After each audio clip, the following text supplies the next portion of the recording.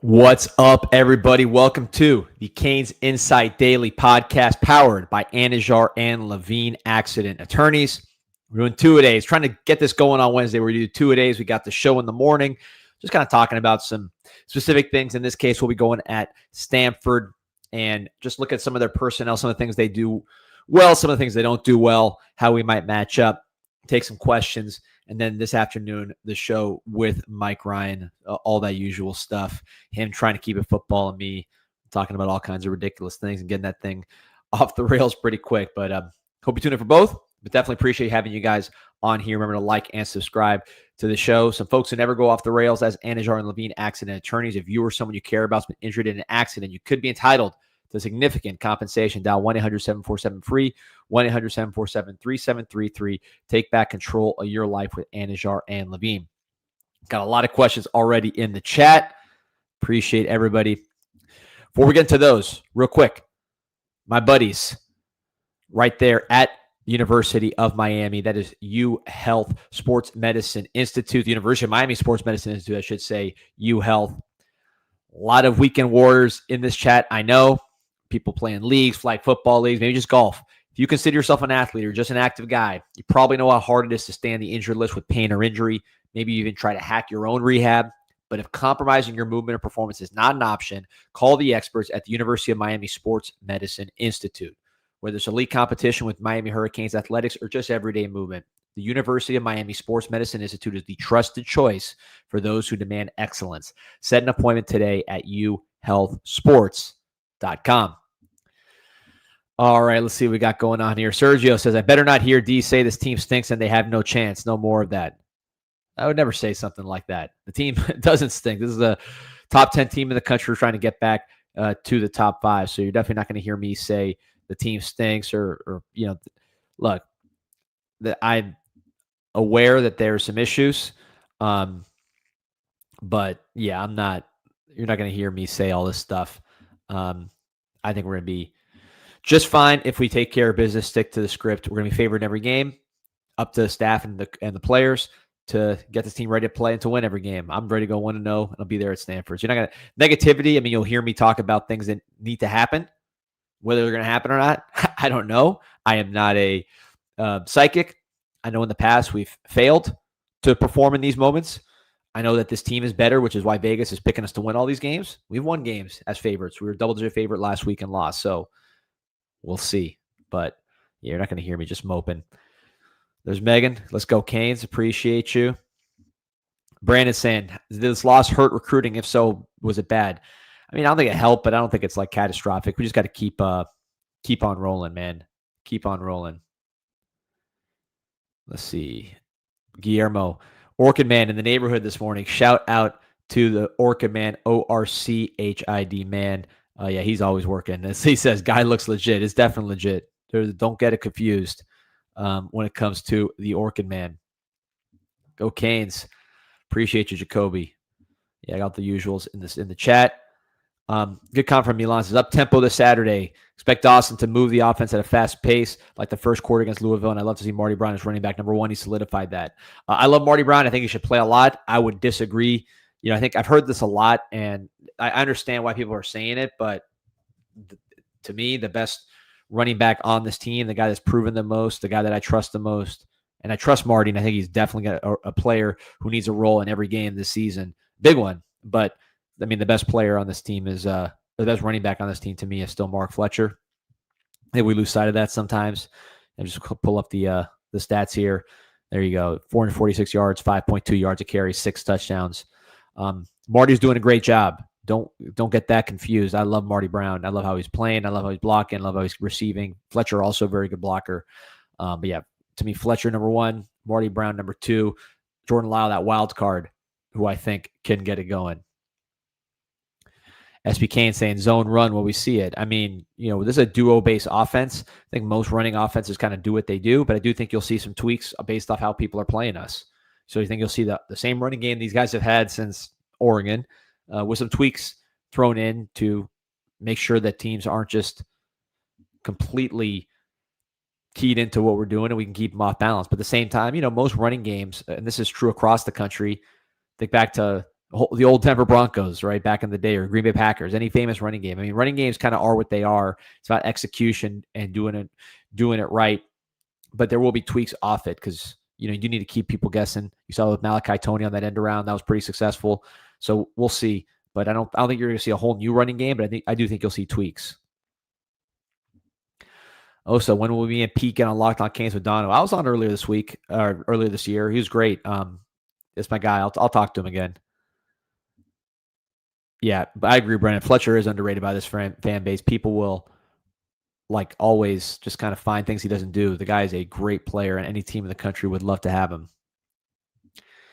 Sergio says, I heard the coach that told Beck multiple times to not play hero ball and throw it downfield so much. Why does he keep doing it, trying to get tape for NFL scouts? I mean, a lot of quarterbacks like to throw it downfield and err on the side of aggression. That's part of what makes him good, right, is that he does have that aggressive streak. It's not like they were completely terrible decisions. I think the better decision was to check down in a couple of these instances. And just in general, I think there was more when I really look at the game, talk to people, watch film on this Louisville loss. The thing that jumps out to me the most is they really, really set out to take away the run, which we knew. But I mean, it was hard. Like we focused so much on the running game. Louisville told you what they thought about our running game by the amount of numbers they put in the box, right? They respected our running game and feared our running game. And they did a great job of stopping it. And I thought, we could have done a better job of dealing with that from a running perspective only, but ultimately they decided to take away the running game. I think that the answer to that was in the passing game and didn't do a good enough job, obviously, with the turnovers. I think the intermediate and short area, just an example we always use, but it's not the only one. Bauman on that pass that got intercepted to Tony in the first INT, Bauman was wide open for an easy first down. So I think Beck, to me, yes, he can take shots, and you need to take shots to keep people honest, but his bread and butter, what makes him great, is the patience, the intermediate game, the checkdowns when it's the right play, not just because you're nervous or afraid to pull the trigger, which he's not usually. He's not someone who's afraid to pull the trigger. But I think that is what makes him real dangerous. And I hope to get back to that. I don't believe, checkdowns and all that, people associated with like these quarterbacks that are afraid to throw downfield and can't do anything. The best quarterbacks ever were check down masters. I mean, Tom Brady was probably the best check down quarterback that I've ever seen. Go watch some of his game when he drives, when he was early in the Patriots career, particularly that first Super Bowl. I mean, check down the whole way. And it was the right play. It was patience. It wasn't fear. It was patience. And that allowed him to be very successful. If you ask me who the best check down quarterback is today in the NFL, I'm going to say it's number 15 for the Kansas City Chiefs. And you don't call him a check down quarterback because he can do all these spectacular things, but watch Pat Mahomes on Sundays and tell me he's not a check down master. It's about doing it at the right times. I think Beck can do that. I think Beck can also throw deep, which is what Nashville's saying. He connected deep multiple times against FSU. He has that ability, but I think his bread and butter is going to be that patience. And then with deep shots there, take it, but kill him with patience. And I think you'll see that here as we get ready for Stanford. Let's see. Kyle saying get the running backs more involved in the passing game, can do that. The PI against Tony on that bomb. I mean, I think it was more of just a really great play by Louisville. Decision could have been better, and the play from Louisville was outstanding. Louisville, on all their interceptions, they were spectacular. Louisville on offense did what Notre Dame did. This is from Kirk. Late in the game against the Canes, mixed up running reverses, other gadget plays. Defense was on its heels, off balance. I mean, you had a great play caller with a bye, so he definitely emptied the clip. I think really the fundamental problem with those first couple drives, yes, it's what Louisville was doing, but I think we just had to tackle better, swarm to the ball better. I mean, controllable things, regardless of what the other team is doing. And I think if we would have swarmed to the ball, I think look at that Chris Bell, that first touchdown. Xavier Lucas could have gotten that one. He could have had a better effort there, among other guys. Don't want to single him out. And I think Xavier Lucas is a great player. Just kind of pointing out on that particular play, the first Chris Bell catch and run, he could have done a better job among other guys. So tackling, swarming to the ball, the run fits. A lot of stuff could have been done better by Miami on those first couple drives. Plus, Louisville, you had a great play caller, maybe the best in the ACC or the country with a week in a game that they desperately wanted to win. You heard him talk about how he didn't sleep the whole week because he was so focused on this game. Brom was. So that's, I think, what happened there. It was a combination of things, but some of it was on our end, more so than what they did to us. They did a lot to us. They were ready to play. They played a great game and deserved to win.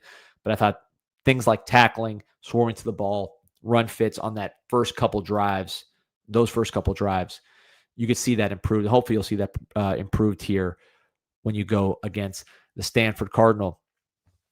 Yes, let's get into it with Stanford as we look at what they bring to the table. So this is not a team that is clearly having a lot of success this season, but it's all relative. So Stanford this year, 3-4, and really for them, this has been a very good start. They got Andrew Luck as GM. A lot of stuff they're doing behind the scenes is outstanding. You know, Frank Reich at coach, who's an NFL proven coach and a former player, former quarterback, comeback king, led a big comeback against Miami Hurricanes for Maryland, then led the huge comeback against the now Titans, then Oilers, while he was with the Buffalo Bills. So got this great player and a proven coach. He takes over for Stanford kind of as an interim basis, a lot of upheaval, but I think they're going in the right direction since installing Andrew Luck as GM. And you say, all right, well, 3-4. Well, they were 3-9 the last, I believe, 4 seasons. So they've already matched their win total that they've been basically averaging. Have a tough road here: Miami, Pittsburgh, North Carolina, Cal, and then Notre Dame. I think that North Carolina game at North Carolina will be a road game, long trip, but that could be one that they take and get to that 4-win mark. Obviously, they're going to try to beat Miami here. Miami's got to go 1-0 this week.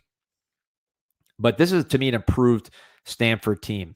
And as you look at the stats for Stanford, just nationally, and I like to look at teamrankings.com, which is I think a lot of people in the gambling world use this site because it takes away FCS stats and just focuses on FBS versus FBS opponents. So this is where Stanford ranks as of this week.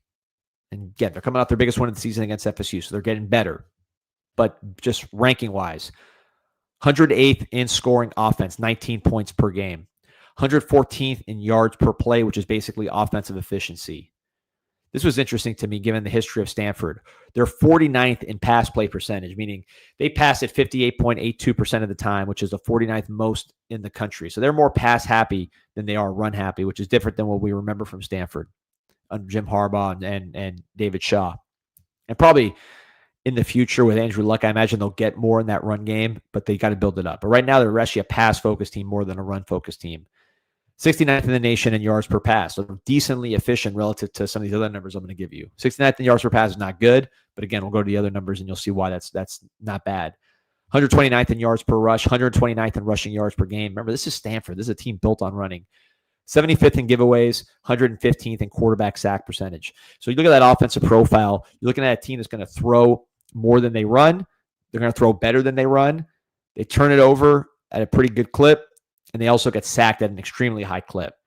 So that's going to be their 108th in scoring offense for a reason. They're a limited team, but they do have some guys that can hurt you, which we'll get into on offense.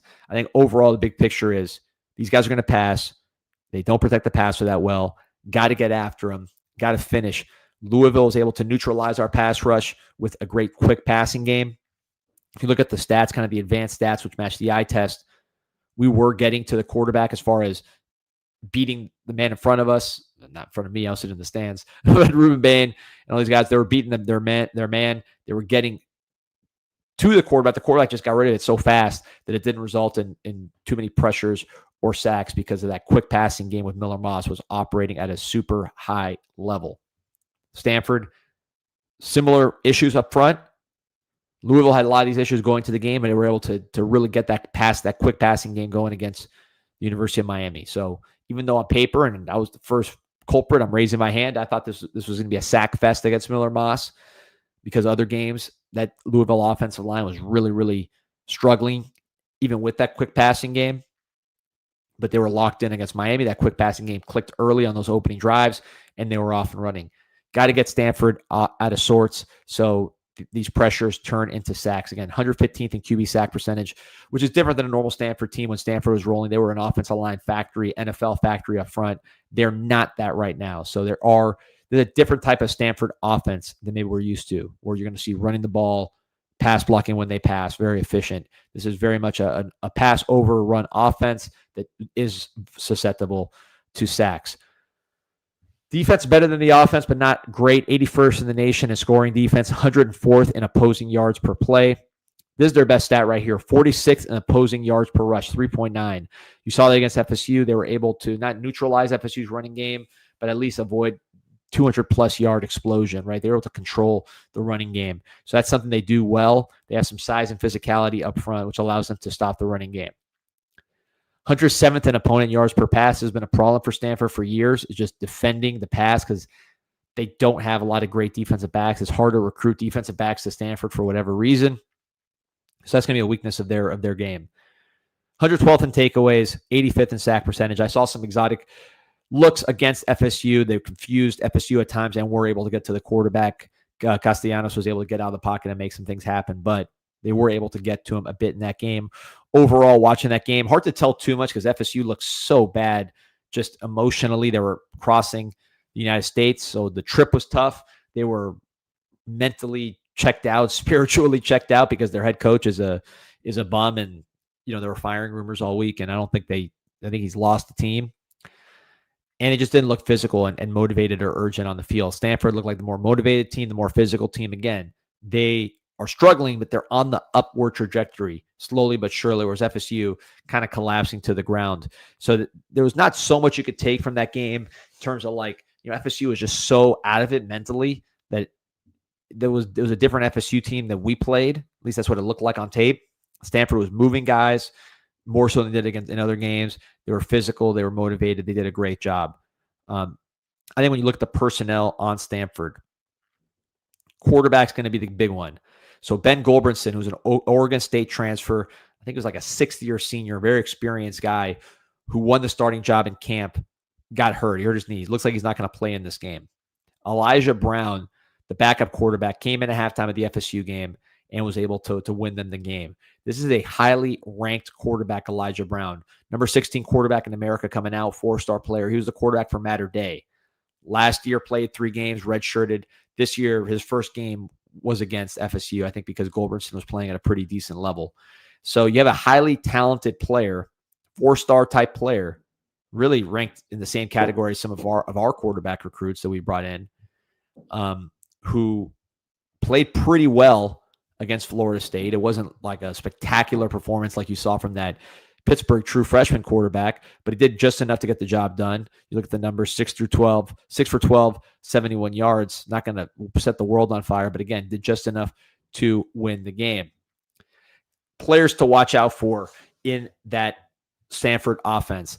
I would start with number 3, CJ Williams, another Matter Day player, older than Elijah Brown. So CJ Williams is again, that to me was a name that I just kept writing down in my notebook when I watch these guys on their ACC videos. You watch him, 6'1", 205, Matter Day, 49 catches, 465 yards, 2 touchdowns. Good route runner. Was not a burner, but good size, good route runner. You could tell he knew what he was doing. Was consistently getting open against Florida State, 6'2", 200. So the size is there. Where they got him at, 6'1", 205. So he's somewhere in that range, but on tape he looks like easily over +6 or 6+, and good hands catcher, smooth guy, just a polished receiver. He was a number 10 receiver nationally coming out in the class of 2002. It's the same year we signed Isaiah Horton. So he is somebody who has some ability. Went to Wisconsin, or went to sign with USC. Didn't really play as a freshman. Transferred to Wisconsin. Wisconsin wasn't throwing the ball very well. And then he transferred to Stanford and has become their marquee receiver and their go-to guy. So keep an eye on C.J. Williams in the passing game. Hold on. Other name to watch out for in the passing game that not only had a good game against FSU, but is having a good season, and that is Sam Roush. And I hope I'm pronouncing it right, but he was definitely getting the ball consistently in the games I watched. That's Sam Roush, the tight end from Nashville, Tennessee, 6'5", 260, 282 yards, 2 touchdowns. This is Stanford, so tight ends are going to be a factor. They use multiple tight ends, blocking guys in line, moving around. This is someone who can do both. He's a good blocker at 6'5", 260, but he can also run routes and catch the ball. Former 4-star player. He was the number 11 tight end on the composite, also the class of 2022, same year that Miami signed Jaleel Skinner. So this is your classic Stanford tight end, man. I don't know if he's going to go first round, right, like some of these other guys that they've had, but he is a rock solid player. And I think in terms of who you want to stop on Stanford, CJ outside, And Roush certainly is who they're looking for on those third downs because he has good hands. He can catch the ball away from his frame. He can run good routes. Not like a physical freak by any means, but just a big player with polish. Just your classic Stanford tight end. No other way to say it other than that. You've seen these. You've seen one. You've seen them all. This guy's is a good player with a pedigree. Another guy. I'm just, it's interesting because these are the guys that jumped out when I watched the tape. And then when you go and look at their recruiting rankings and stuff, these were guys that had 4-star rankings, either on the composite or in the next one's case on 247. That's Cole Tabb. So Cole Tabb, redshirt freshman, Fort Walton Beach, Florida, which is on the Panhandle. He's a 4-star according to 247, lower ranked on the composite, but Ivans and the boys liked him on 247, 5'8", 200. If you watch him against Florida State, he was absolutely outstanding. Had 118 yards in that game. Jitterbug type, squatty guy, not the tallest guy, but built low to the ground, number 33. Can cut it outside and can make plays that way. Just he's not a physically overwhelming back. He's not a Christian McCaffrey type talent. If you think about Stanford or Toby Gerhart that's going to run you over. Smaller, just kind of stout running back body, but good foot quickness, good ability to get outside, and good instincts. So Cole Tabb will be the name you're looking at. They have multiple backs, but this is the most dangerous one at 5'8" and 200 pounds, and coming off a great performance against the Florida State Seminoles. On the defensive side of the ball, the name that I kept writing in my notebook, again, another transfer. You got a lot of transfers on this on the Stanford team. I guess this is something you see everywhere in the country, right? But the name that I wrote down, just in terms of getting consistent pressure in the games I watch, Clay Patterson, number 91, transfer from Yale. He's got 3 sacks on the year, originally from Frisco, Texas. Look at the game log. Let me just pull it up here. Really had a great game in the opener against Hawaii. 2 sacks there, and then another sack against BYU. Been more quiet lately, but he's a guy you notice out there, 6'3", 280 pounds. You see him moving. He's definitely someone who can get push.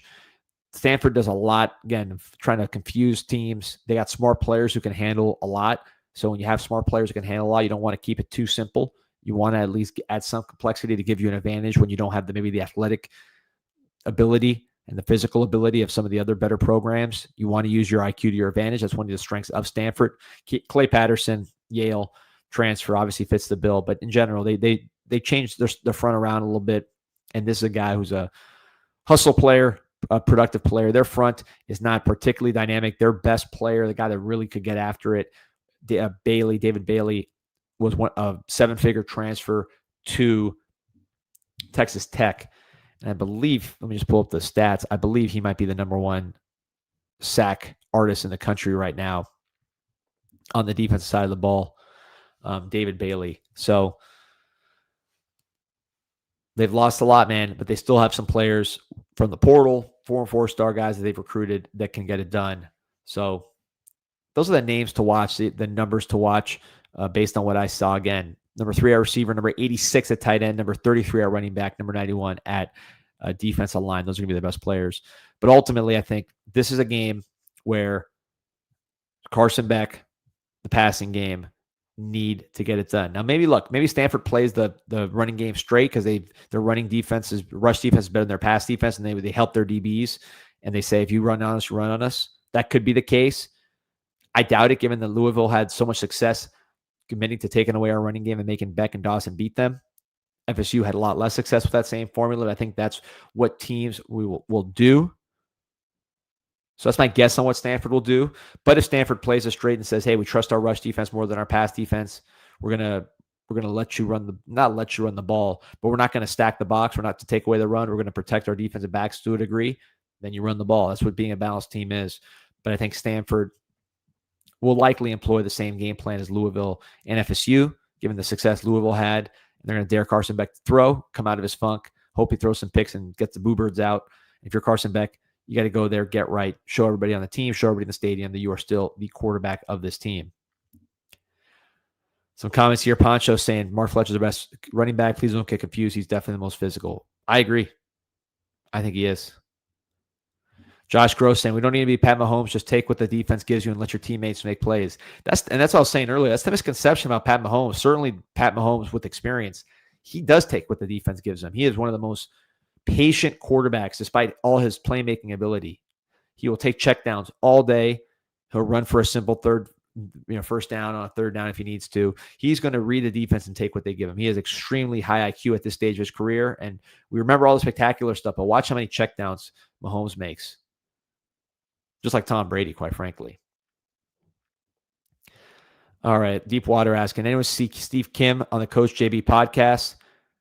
That's going to be our guest tomorrow. It's Wednesday, so tomorrow we're going to have Steve Kim on the show. Always a pleasure talking to him for the Steve Kim Hour. Deepwater says, he was speaking facts. If we don't come around and smack Stanford by 30, at least it's a very real problem. Got to play at a high level.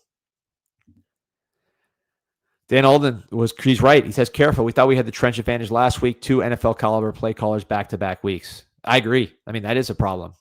Now, I would say Louisville is more talented, just speed-wise, than Stanford, but I didn't think Louisville was as talented as they were. I underrated their talent, so I don't want to do the same thing with Stanford. I knew that Chris Bell was the truth. We said it on this podcast. Knew Isaac Brown was dangerous. Knew Lacey was dangerous. I didn't realize their defense was so good. So I don't want to underrate Stanford. China Lagoon, is the season over? D, haven't felt the same since Friday, man. This is college football. Everybody's going to lose. It's about how you respond. And I think Miami is going to be favored for a reason every game here on out. They got to play Miami football. That's really what it is. Stick to the script. Take what the defense gives you in the passing game. When the shot plays are there, you got to hit them, and you got to run the ball and commit to the run and then play defense with the speed and swarming that you've been playing with for most of the year. Do all those things, you're going to have a great chance to win every week. You're going to be favored every week. The Juice feeling 42-17. Aaron said, I don't care what no one says. Keeping Horton would have been big if we still had CJ and Malley. I think it would probably have been Horton or CJ. So I think we ended up being fine with that trade. But I think Horton's a good player. You saw him against Tennessee, man. He made some nice plays. Alabama's got that thing rolling. They really remind me a lot of Washington when DeBoer was there when they went to the championship game. Great quarterback. I'm a huge Ty Simpson fan. I wasn't sure what to expect of him. I thought Keelan Russell might win that job just based off what everybody had shown to that point and Keelan Russell's hype. But man, seeing Simpson, how he looks now with all the time sitting on the sidelines, he is phenomenal. But I think he needs reps. I think he'd be stupid to go pro. He's someone who should just stay in college, continue to get reps, get ready to perform at the pros. But at the college level, man, unbelievable talent, very quick on his feet, can throw, and he's throwing a lot of plays, a lot of passes to Isaiah Horton, his Tennessee buddy from the state of Tennessee, both of them. Detective Holmes says, now the streets are talking about JoJo. Some stuff's true. Some stuff's completely made up. Talked to people about JoJo this morning. It's just going to be about winning the week. It's Wednesday. Winning the week for JoJo, getting an opportunity to play, and then making some plays. If this game goes the way Vegas expects and not the way it went last week, I think you could see more JoJo, and he's going to have an opportunity to make plays. But Miami's going to have to control this game before we even talk about stuff like that. Doesn't mean he won't play when the game's in doubt. I just mean you don't want to fall behind 14-0 and really pucker the buttholes. Mohammed Hussein says, pack the rock. We still have everything to play for. I agree totally. Definitely pack the rock. Be out there, man. Unless you have a really good excuse, get out there. You love the Canes while you're on the stream. Support the team. Let's pack that thing, like Mo says. Most fans, again, the people that are grown-ups listen to this podcast, a lot of them, they were stuck in traffic. There was a lot of reasons why they couldn't get out there. I get that. I'm not talking about any of that. That's just circumstance. People got to work. But that's the Friday night game. The bigger issue I find is students, man. Let's fill this thing up. I know there's more students listening than before because I see them on campus and they're shouting me out. Let's get your boys out there. Let's fill that student section up. Burstone says, smash that like button. It's free. Appreciate you. Shout out to the villains. As always, I got to hit up Streeter. I know he was doing with some stuff, nothing bad, but just some stuff that he had to get taken care of. And I want to reach out, see if he's got more time now because he is an awesome guest. Phil says, after seeing the game and reaction to this loss, you still feel his team is different mentally? I don't know. I haven't seen the reaction to the loss yet. We'll know the reaction to the loss on Saturday, Phil. I'm hearing good things. I'm not there. Well, I guess I'm there sometimes, but I'm not like in it there. I'm not in the locker room. I'm just by around the building. But everything so far so good. Now we got to see on Saturday. Josh Sarnoff says, I think Stanford's pretty good line play hard, have a good tight end, solid, not spectacular. Skill guys don't know what the backup quarterback, but we'll find out what he has. I agree with all that, although the line is not what it used to be. Like, we got to dominate those trench matchups here against Stanford. So that's something that Miami needs to do.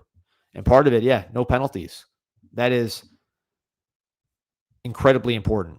And that's something that we just have not done a good job of, is avoiding penalties.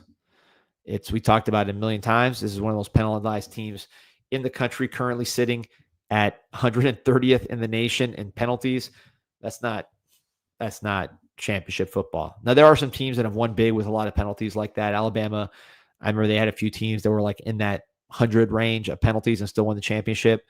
But, we don't have Jalen Waddle or, some of those guys to save us. We have to control down and distance. And you can't control down and distance when you're committing so many bad penalties. That was, to me, one of the most. We already talked about the penalties last week, 9 in total, but the impact of the penalties on the running game, I think, was under-discussed. Everyone talking about the blocking or the running or the fact that we're not going outside enough, not enough creativity. And we could talk about all those things, but being behind the sticks consistently killed us with the penalties, and then turning the ball over and not being able to run. Only 18 attempts. Forget the effectiveness of those attempts. 18 attempts total. That's not Miami football. Milan says, I challenge everyone to watch Marty Brown's vision, overall game production compared to Fletcher. I love Fletcher, but I feel Marty's more impactful. Fletcher just has more carries. Fletcher also has a higher yards per carry. That's why I would say the edge to Fletcher. Fletcher has more yards per carry. He's a little more explosive while also being extremely physical too. He doesn't get tackled either. I mean, it's not like, how many times do you see Fletcher take losses or not get the first down on short yardage? So I think we got two guys that can get that done with Fletcher and Marty. If I were to compare them, I just think Fletcher might have a little more juice right now as far as just the explosiveness. But we'll see, man. Marty's been huge for some of our biggest games of the year. And Green Tree All-American's right. The problem with the penalty has been a problem since Oregon, along with the losing as a double-digit favorite, which Miami is this week, almost a 30-point favorite. Got to clean that up. And Marto knows the Stanford program, by the way. He went against them a lot in Oregon when they were at a higher level, had a lot of problems with them at times. D, what are your thoughts on playing hometown players who have a chip on their shoulder versus portal guys that seem to have their own agenda outside the team winning games? Good question. But what I would say is it depends on the player, man. I mean, are you telling me that, like you have Ruben Bain and Marty and Malachi Toney that are self-motivated players that are stars of the game, and Mark Fletcher, you don't have to worry about them. Other hometown guys, there's more up and down. You have portal guys that maybe have their own agenda, but shoot, if CJ Daniels is the team guy of all team guys, Mo Toure, right? Guys like that. I mean, there's a lot of portal guys that are incredibly high character and you don't have to worry about their agenda. So I think it's different. I think it's just every player is different. And there's no right or wrong as far as like the portal or South Florida. I would say the consistent thread is get guys that love football and that are self-motivated, and you're going to have a lot of success. Devin Air saying that Mark Fletcher is not more explosive. I mean, he's averaging 5.2 yards a carry. Marty Brown averaging 3.9. Jordan Lyles averaging 2.6. Longest carry of the season, Mark Fletcher, 38 yards. Marty Brown's longest is 23. Jordan Lyles' longest is 12. So, I mean, we'll see over the course of the year. I think those numbers are going to change a lot, but I think, again, people for some reason just underrate Fletcher. I don't know why. He's one of the best running backs in the country all around when you include the blocking, when you include the short yardage, when you include the character and the toughness and the way he wears teams down. I think we call Ohio State right now and said, you could have Mark Fletcher. You just got paid market value. They'd be like, bring him over. Alabama, they'd love to have Mark Fletcher. I mean, you name the team. Indiana, any team that's a top 10 team would kill to have Mark Fletcher. He's a championship type player. And Milan saying, I feel in the SMU game maybe prime time as well. Yeah, not a lot of day games this year. We've been playing a lot of night games, which is fine. I like Stanford at night because Stanford during the day, you can see that like a 12 o'clock Stanford start, even though I'd like it as far as like for my day planning. It would probably be a lesser crowd than at night. It's not going to be a huge crowd, but night game, it'll be a little more lively, I think. And you won't have the problem you had against Louisville where everybody's getting off work, right? Because it's a Saturday game. I think you're going to have a better deal there. Another question about Mario Mirabal and the play calling. Mirabal is going to be involved in the passing game, which, by the way, a lot of teams, just talking to one of my buddies who's coached in college for a while, he pointed out, he goes, a lot of teams had air raid, the running game is kind of almost disconnected from the passing game as far as like who coordinates the running game and designs that. So that's not like totally unusual for air raid type teams. We have a successful running game with Alex Mirabal, been successful since Oregon, probably before that. Was very successful last year, 5th in the nation in yards per carry. Got to get it going now. I think we will. And then the passing game, 10, very successful last year. Got to get better. Offense as a whole, got to get better, and I think we can get that better. You're going to be watching games on Saturday before you head over to the Miami game. A lot of options. We'll be at the Lickin', which again, if you're heading to the game, Lickin's a great spot. If you want to just hang out, watch games, maybe you can't make it out to the Stanford game, or you're just down south. It's Duffy's Tavern, right there at the edge of Coral Gables. No brainer. 60 plus years, it's been cash only, but history has changed. They now take credit cards. And look how old this place is and how classic it is. This is the Cheers of South Florida. This is not the Duffy's chain. It's not the chain. This is the real deal, original spot.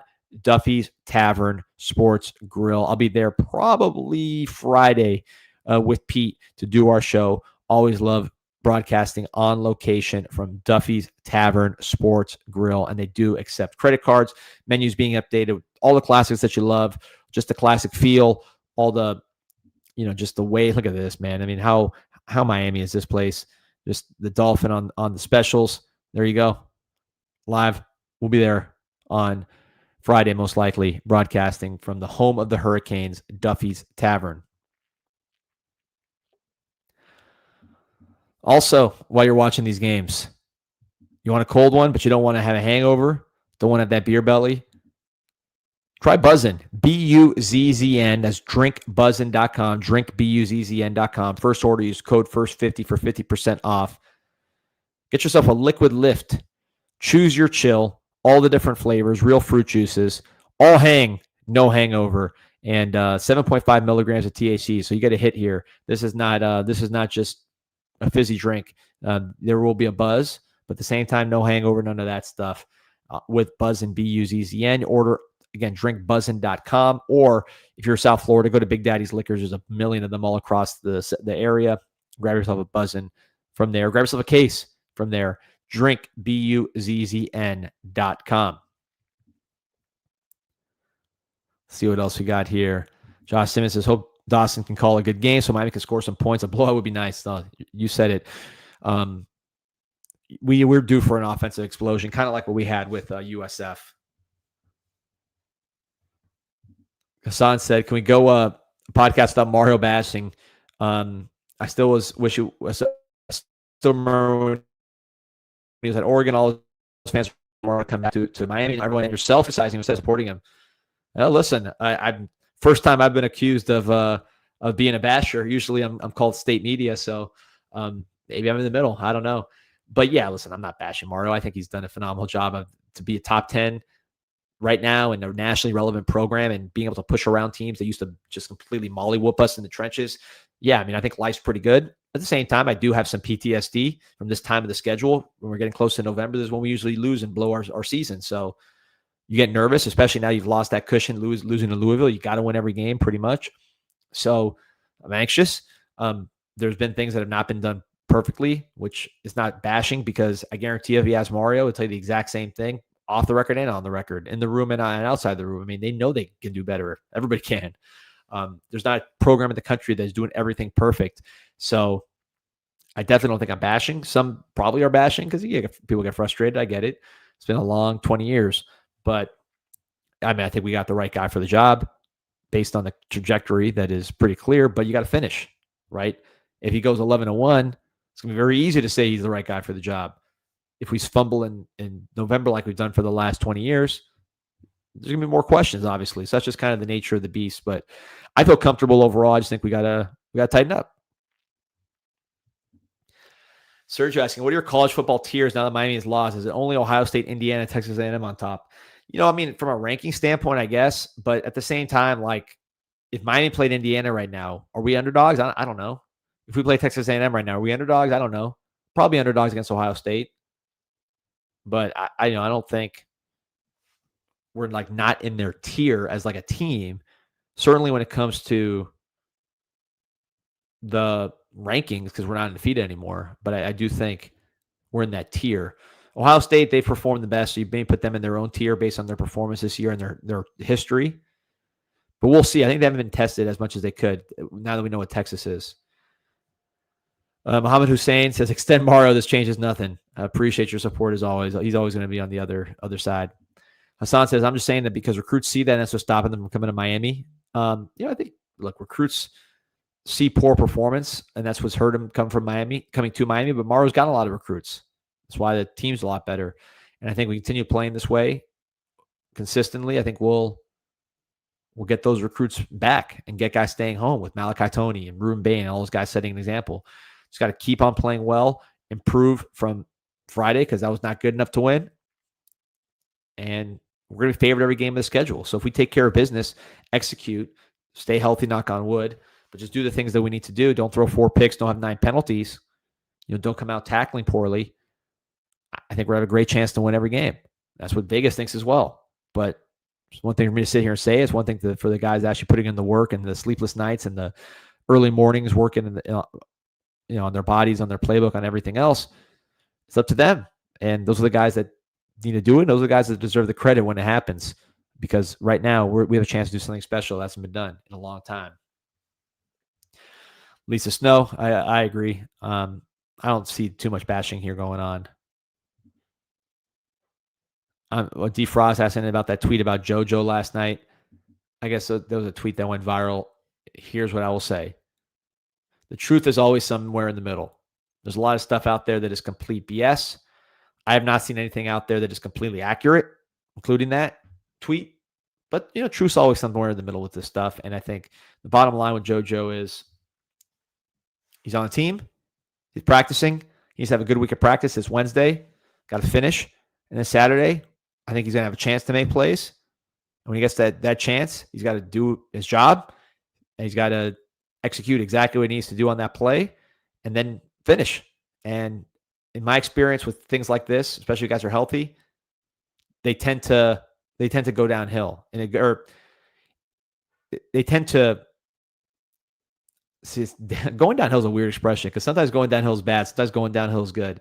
What I mean is when things start going well, it's like you're running downhill. You're running fast, right? Because things are going behind you with momentum. If Jojo has a good game against Stanford, again, one of the worst pass defenses in the country, a team that we're a 30-point favorite against. If he can have a good game there, have some success, get the crowd cheering, sometimes that's all someone needs. It's like a basketball player seeing the ball go through the hoop. So we'll see if that can happen. Obviously, everybody wants this to go well. Starflowers FLA is saying snowball. Yeah, snowball. That's true. The snowball going downhill, picking up steam. Sometimes that's good, sometimes it's bad. It can be good. Smoothly Abrasive. You think the OC and DC are going to be ready for copycat teams? No doubt.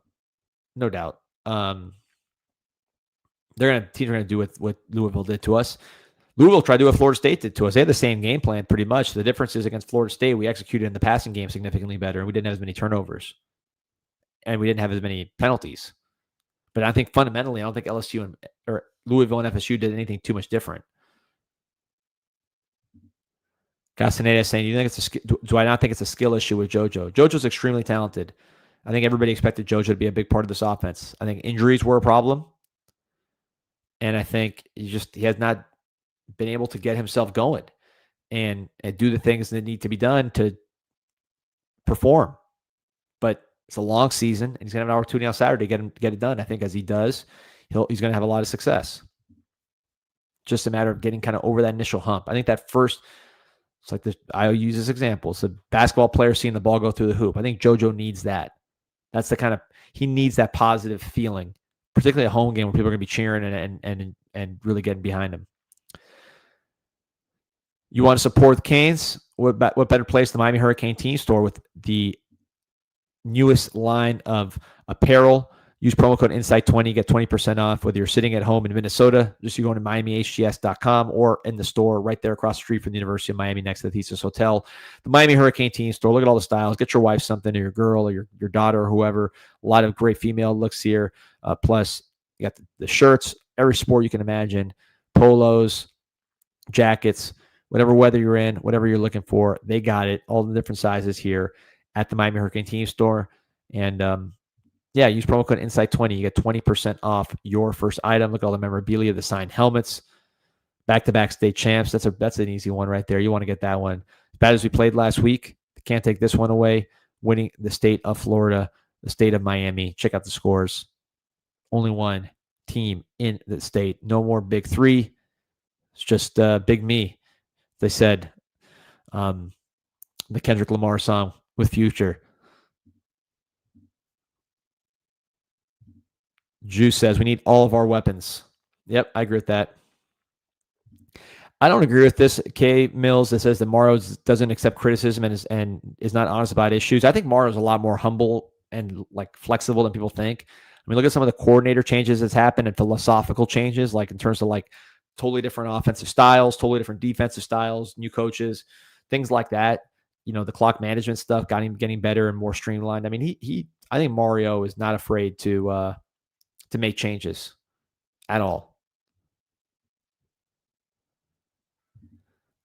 Baseball question. We're going to do a baseball pod soon. I don't know if I don't think the recruiting class is done. OSO, what is my favorite Future song? You know, anything out of the Dirty Sprite 2, that just the whole album is my favorite. To me, that's the best. I'm not into the new hip hop. Yeah, really. I'm not a big new music guy. I'm much more of an old music guy in general. Love Future though, and I'd say DS2. Anything from that album to me is top ranked. Nick Isaac saying, are players committing penalties and being held accountable?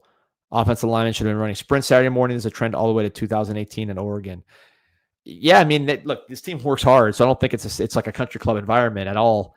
But yeah, I couldn't tell you why the penalties are the way they are. I just know it's a problem, and it's been a consistent problem. So it's just got to get better. The selfish stuff, I'm sure there's accountability for that because that's like completely controllable. I mean, Malinois, who's been such a stud for us and such a leader, that penalty killed us early in the game, basically killed the drive, and we needed every drive we can get. We gave away multiple drives, whether with picks or with penalties, and you can't give away drives against an explosive offense like what Louisville has with Chris Bell and Isaac Brown and guys that can score in one play. Let's see here. KB says Carson's long balls are questionable. He's not leading the receiver. The best thrower was Malachi during the FSU game. Yeah, I mean, I don't think Beck is like the absolute best deep ball thrower. I don't think that's his strength. He can hit it. You saw against FSU. He was pretty good. And he had some deep balls in this game too. Remember, he hit Malachi too deep in this game. Some of the throws weren't terrible. It was more decisions. But I don't think Beck's long ball is his strength. I think his strength is short, intermediate, quick release, quick decision-making, driving those intermediate throws. I think that's where he's really, really having his best success. So I think it's not that he shouldn't be throwing deep balls. I think he's got to just live in that short, intermediate range when it's available. And then when it's a time for a shot play and it's there, don't be afraid to pull the trigger, but don't live there. I think Beck in his perfect scenario, I really think it's funny. A lot of quarterbacks this year, I would say Mendoza is similar. Is your ideal scenario for either of those guys would be like a Jared Goff. And Jared Goff can throw deep, but really Jared Goff kills you short, intermediate, on time, textbook. He can go play action and bomb it on you, but he's not going to be looking, especially when the play is like off script. He's not looking to go downfield like Cam Ward was. So that to me is when this offense is rolling and when Beck is rolling, should look like the Detroit Lions. One thing the Detroit Lions have added is a lot of speed and playmakers to go along with their power game. So that's one area where Miami's been trying to improve. That's why Jojo is always getting a lot of clicks because everybody knows, including Miami and everybody else, that to have another explosive playmaker alongside of Malachi Tony would certainly help this offense and make us more dangerous. can't just have Tony as your guy that can score from anywhere on the field. Need more. Jojo could potentially provide that. Others could as well. Got to get Marion going. Marion's a guy that can catch deep balls. So got to get him going. See what else is going on. EJ saying the Lions splits are longer. Yeah, the Lions also play in the NFL, EJ. So one of the reasons why Miami can play the way they can is because their offensive line is going to be a lot heavier than their opponents most weeks. That's why this running game has been so successful over the years, is because, yes, the splits are tight because you want to avoid negative plays, and you can avoid negative plays in this running game without compromising the yards per carry. Last year, like this year, we were elite in terms of avoiding negative plays. Now, the difference between last year and this year is last year we ran the ball at a top 5 level in terms of yards per carry. Remember, there's a top 5 yards per carry running game last year. This year, we're not that. We're closer to the 80s. So clearly that needs to improve. I will say, I remember, because when you do the show every day, you remember these kind of things. I remember last year, there was a lot of negativity about the running game in the first half of the year. Second half of the year, the running game really just kind of overwhelmed teams, and the stats went up, and you end up being top 5 nationally in yards per carry, right there with Notre Dame and Kansas State in the Power 4. So I think it'll be fine. We also had some very good opponents early in the year as far as the defenses, and we were able to run the ball. Certainly, I think this running game looked great against Florida. I mean, it was a tough game, but when they needed to run, they pounded them, and that was a good front. Not everybody runs on them like that. If you look at Notre Dame, we took away their running game. They couldn't take away our running game, and they wanted to. We had the better running game that day. They're one of the best running games in the country. So this running game has had plenty of success. I mean, USF, they ran all over them. Florida State and Louisville committed to stopping the running game, partly because our running game is good. You don't commit, like, teams don't just say, hey, we're going to sell out against the run because the run game stinks and they have bad splits and they're predictable. They're selling out against the running game because the running game is effective. Now, we need to be more effective even when they're selling out, especially when we have a physical advantage like we have against Louisville and FSU. So the running game needs to be better, and certainly overall in the ranking, it needs to get better. But I think there's a reason why Louisville and FSU are saying, we got to stop the run. And that's because we have a pretty good running game. We just got to get it going. This week is a week where you really want to have a lot of success, man. I say pad the stats. No one actually cares about padding the stats, but you want to have success running the ball, big plays, because you also want your guys to feel good and just have overall good feelings in that running game. So I think this is they call it get right games for a reason. This has got to be a get right game, not just for the passing game, but for the running game, just to get confidence back in the room. Guys are getting better stats, so they feel better about themselves.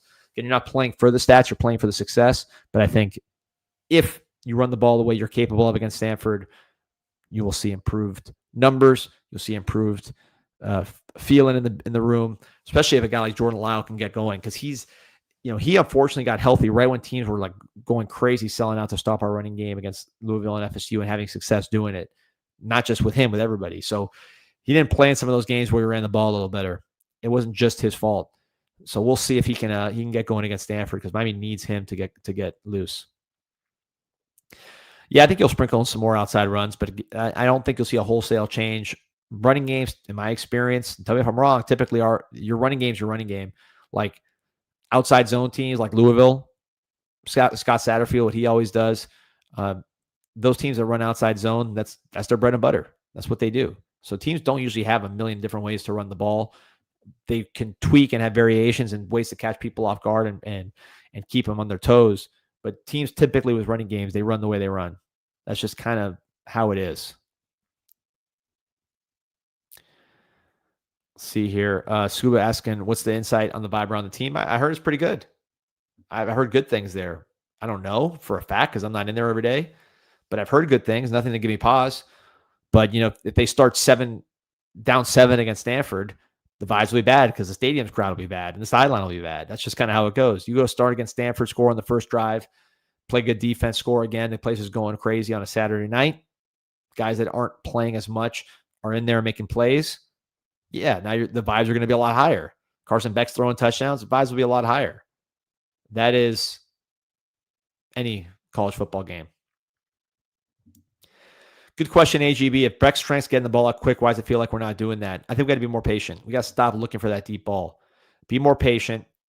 Let our receivers run after the catch. I think we have good run after catch receivers. Malachi Toney, yeah, he caught that bomb, but you saw he did after the catch, both the one that he scored on and the one he got called back. That guy was doing a lot of damage on those short passes. CJ Daniels, for not being the most electric guy, he can run after the catch as well. Keelan Marion can run after the catch. Elijah Lofton, who is struggling, his best thing is going to be after the catch also. So let's get the ball out quick. Let's get the ball out intermediate, short, and let's run after the catch and make some plays. That's kind of where I'm at. Lex Dixon says the offense needs to tighten up. Louisville entered the clip and only scored 24. Should it be able to put 30 on anybody? Yeah, I think that ultimately that game was lost on offense against Louisville and with the turnovers. There's no question about it. And truthfully, if we didn't turn it over and have all those penalties, we would have scored 30. EJ's calling me out, says Lofton's the best player in the team. Remember? Listen, I said that in spring. I thought he was the best player on the team in spring. Clearly, I was wrong because he's not playing that way in fall. A lot of reasons for that.